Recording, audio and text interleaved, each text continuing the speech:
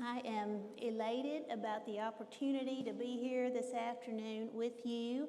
It has been a delight to get to see many old friends and visit with you over the last couple of days. And it's also been a delight to meet new friends and get to fellowship with each of you. Thank you for that opportunity. I also want to say how much I have enjoyed hearing from our presenters. Every presentation has been outstanding. Thank you for your preparation and for inspiring us with all that you have shared. I want to spend a few minutes with you this afternoon asking you to think with me about teaching. If I said to you, could you name the current Miss America? Would you raise your hand, please? What? No one can name the current Miss America. Do not Google it. There's no need to do so. Can anyone tell me who the current Time Man or Woman of the Year is? Raise your hand. Uh-oh, nobody knows that either. Anyone, can you please tell me the name of your first grade teacher? Oh, yes. Everyone in the room can tell me the name of your first grade teacher because your first grade teacher was that first person who made such an impression on you, the person who began with you your educational journey. All of us can think about that person, that maybe it's not your first grade teacher, but someone in your educational past who has inspired you, encouraged you. Dr. Kidd earlier talked about the mentor or the advisor with whom he had that he called it a big deal moment. We've all had a professor or a faculty member, a teacher somewhere along the way with whom we have had that big deal moment. Someone who made a huge impression upon us, someone who encouraged us, someone who opened our eyes, perhaps even to the calling upon our lives, and they made us aware that God had gifted us in a certain way, capable of taking on specific roles, and they encouraged us to do what we needed to do to be prepared to fulfill the role that God had gifted us to do. Every single one of you could name that person or persons, I'm sure. I want to tell you about one particular person in my life that fits into that category. We'll see if I am able to do that. Yes. I want to tell you about a lady that I call Miss Johnny. Miss Johnny, technically her name is Dr. Johnny Armstrong. Dr. Johnny Armstrong was a professor at Blue Mountain College. And I want you to notice the dates there.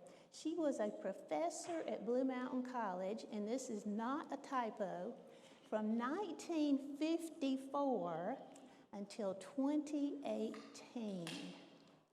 Now, her health became a factor at that point, and she had to step away from her teaching role. But let me tell you, had that not been the case, she would still be there in that classroom. Miss Johnny was an outstanding teacher. Now, I will tell you, I never was in Miss Johnny's classroom. I came to Blue Mountain College as president of Blue Mountain College, and Miss Johnny had already been there long before I came along. But she made an impression on me for being the kind of teacher that I knew was making a difference in the lives of students. I want to tell you a little bit about Miss Johnny and how she interacted with students. Miss Johnny was passionate, first of all, about her discipline. Now, Miss Johnny, we all called her Miss Johnny. Miss Johnny was a physical education professor. Now, I made the mistake once of saying to Miss Johnny in her presence that she was a PE professor, and she quickly corrected me that I had done her discipline a disservice, that she was a physical education professor. She loved her discipline. She wanted it to have the respect that it was due, and I learned quickly to always be mindful of that. Miss Johnny was passionate also about her students. I could find hundreds, literally, of students. Think about it, a career that spanned almost 65 years in the classroom. Literally, I can tell you there are hundreds of students out there who would say that Johnny Armstrong inspired them. that she loved her students. She loved her discipline. She loved her students. She loved teaching. She was a teacher's teacher, as Dr. Dockery used that phrase. It applies so aptly to Johnny Armstrong. I think about the fact that as she was teaching such classes as, I think it's called Rhythms, a class that students preparing for elementary education teaching opportunities would take. And there would be Miss Johnny, and even I have to tell you, she was as energetic teaching her rhythms class at the age of 75 that she was at the age of 25. And that's saying a lot. But she would have in her class, for instance, these 6'5" basketball players who were in that class preparing to be coaches, and there was Miss Johnny teaching them to square dance. And they were having the time of their lives. Now, you would think that those guys might not have wanted to have anything to do with square dancing, but Miss Johnny was so enthusiastic about it and so joyful about it that that joy just was shared with everybody in that classroom, and they caught her enthusiasm. She was an outstanding teacher, passionate about her discipline, passionate about teaching, passionate about her students, and passionate about her Lord and Savior, Jesus Christ. And that was obvious every day in her classroom. So I got to thinking about Miss Johnny and about the fact that she was a great teacher. And it made me ask the question, well, you know, what do great teachers do? We'll see.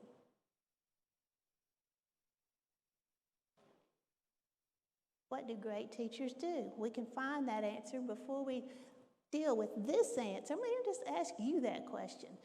Shout it out here. What do great teachers do?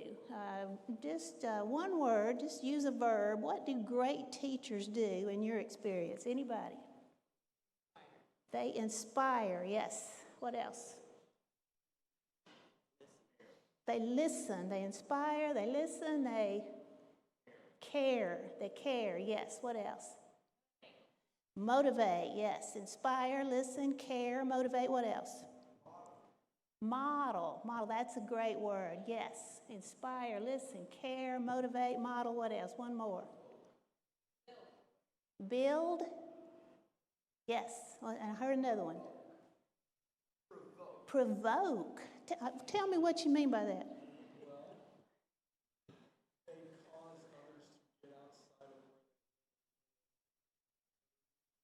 Yes, yes. They maybe make you get out of your comfort zone for good reason. Well, we could think about what is it that great teachers do. Let's think about what Bernard of Clairvaux said a great teacher does. All of those things. In the 12th century, some seek knowledge for the sake of knowledge, and that is curiosity. Others seek knowledge so that they themselves may be known, that is vanity. But there are still others who seek knowledge in order to serve and edify others. That is charity. What does a great teacher do? He does all the things. She does all the things that we've heard about Miss Johnny, all the things that you've shared. And a great teacher seeks knowledge in order to serve and edify others. Well, let's think about another definition of great teachers.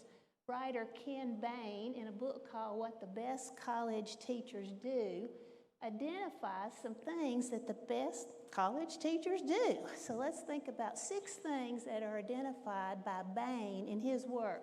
He tells us that without exception, outstanding teachers know their subjects extremely well. We would expect that to be the case. Number 2, he says that exceptional teachers treat their lectures, discussion sections, problem-based sessions, and other elements of teaching as serious intellectual endeavors, as intellectually demanding and important as their research and scholarship. Their teaching is just as important. Number 3, the best teachers expect more from their students. They avoid objectives that are arbitrarily tied to the course and favor those that embody the kind of thinking and acting expected for life. He goes on to add that the best teachers often try to create a natural, critical learning environment. In that environment, people learn by confronting intriguing, beautiful, or important problems, authentic tasks that will challenge them to grapple with ideas, rethink their assumptions, and examine models of reality. Highly effective teachers tend to reflect a strong trust in students. They believe that students want to learn, and they assume until proven otherwise that they can. And then last, great teachers assess their own efforts and make appropriate changes. Thinking about what Bain said about great teachers, and his work is based on a study of a broad array of institutions, not specifically Christian institutions, but just colleges in general. His assessment made me think, well, what are the things that great teachers do, but do Christian teachers at institutions, Christian institutions of higher learning, do anything differently? Well, that made me go back and look at, once again, what Bain had to say. So let's do a checklist here, an assessment. Bain said that effective teachers do these things. So do the most effective Christian teachers teach differently? Let's look at each of the items that he identified. First of all, do they know their subjects extremely well? Yes. Do they treat teaching as a serious intellectual endeavor? Yes. Do they expect more from their students? Well, yes, they do. Do they create natural, critical learning environments? Yes. Do they believe students want to learn? Yes. And do they assess their own efforts? So if teachers at Christian institutions are effective and they do the same things that teachers at secular institutions do, then what's the difference? Well, let's look at that question. The answer to that question rests in these verses. Matthew 22, verses 36 through 40. Teacher, which is the greatest commandment in the law? And Jesus replied, love the Lord your God with all your heart and with all your soul and with all your mind. This is the first and greatest commandment. And the second is like it. Love your neighbor as yourself. And the law and the prophets hang on these two commandments. What makes teachers, great teachers at Christian institutions, different from the other teachers that we have looked at? Well, I would argue that two things make the distinction based on those verses. Effective Christian teachers are equally in terms of equal to the 6 things we just looked at, but also equally intentional about these two things. Number one, thinking Christianly. Now, we've unpacked that phrase already, and I won't attempt to add to what has already been said by Dr. Finn, Dr. Ray. We have heard excellent analysis of what it means to think Christianly. Thinking Christianly, we know, involves answering certain questions that Dr. Finn identified yesterday, and I'll quickly review these because I thought they were so appropriate. What does it look like to engage your discipline redemptively? What about your discipline reflects God's creative goodness? What about your discipline has been corrupted by sin? What does it mean to worship God and serve others through your discipline? What does it mean to love and follow Jesus as a fill in the blank? An accountant, an English professor, a nurse, a scientist, a coach? What does that mean? Dr. Ray added a question that I wanted to mention as well. What specific worldview, presuppositions, methodologies, or trends in your field of study, if any, do you find to be consistent or inconsistent with the Bible and a historic Christian worldview? We've looked at these questions, and we've looked at how that contributes to our seeing our discipline through a Christian worldview enabling us to fulfill that first commandment of loving God with our mind. But I want us to think about the second reason that Christian teachers are effective, and that is because teachers, they not only are thinking Christianly and promoting that kind of thinking, but they are teaching Christianly. What does it mean to teach Christianly? Let's think about that.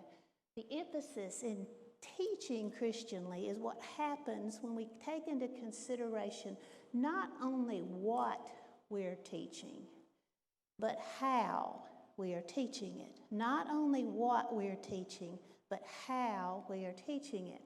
And when we think about designing a class to create the best possible learning experience, in so doing, are we fulfilling this commandment, which is to love our neighbors? And who are our neighbors?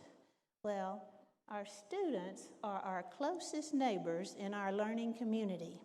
And so when we focus on what it means to teach Christianly, to think through how we are teaching as well as what we are teaching, then we are helping those students to find that big deal moment that we talked about earlier, helping them to flourish, helping them to grow and become the best that they can possibly be at what God has called them to do. So I want to think about that a little more in detail. Maybe. Here we go. Whoops.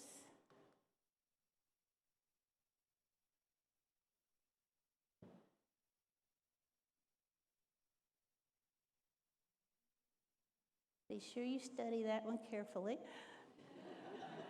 It'll be on the test.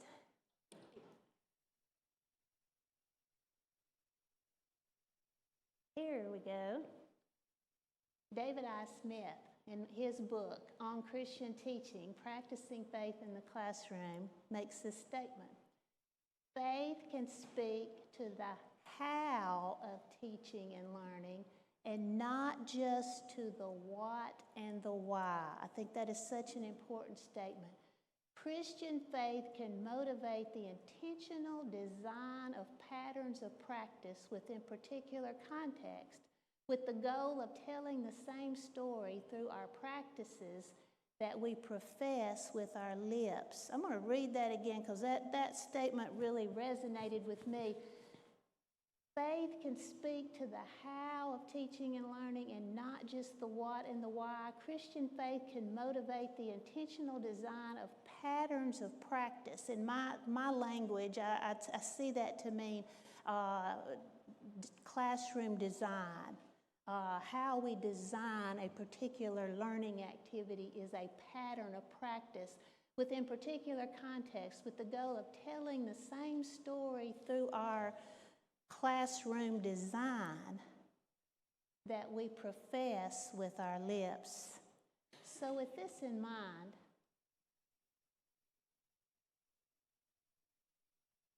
I'm going to ask you to think about what that might mean, what that might look like in your classroom.